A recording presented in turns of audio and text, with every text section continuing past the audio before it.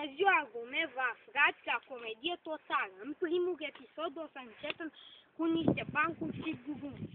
O să pun o întrebare, apoi o să răspund. De ce râd ortenii când furge? Ei, cred că vi se face poză. De ce vă obsesc ortenii mașinile roșii de pași?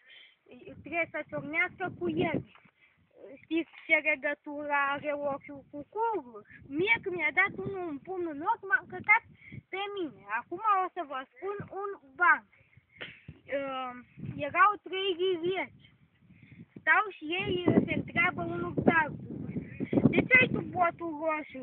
Vezi turmaia de oi? Eu am făcut-o praf. Dar tu de ce ai botul roșu? Pentru că vezi turmaia de câini. Eu am făcut-o praf. Al treilea spune, voile de stâlpora. Eu nu l-am văzut. Acum urmează prietenul meu. Bună ziua! Astăzi vă voi zice un banc.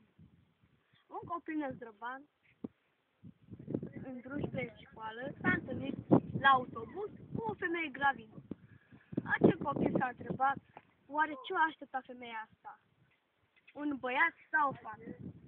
Se duce băiatul să întrebe și spune, doamnă, ce așteptați? Dar spune doamna, un autobuz.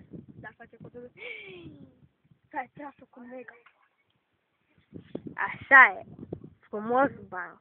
Bună ziua, asta a fost pe ziua de astăzi.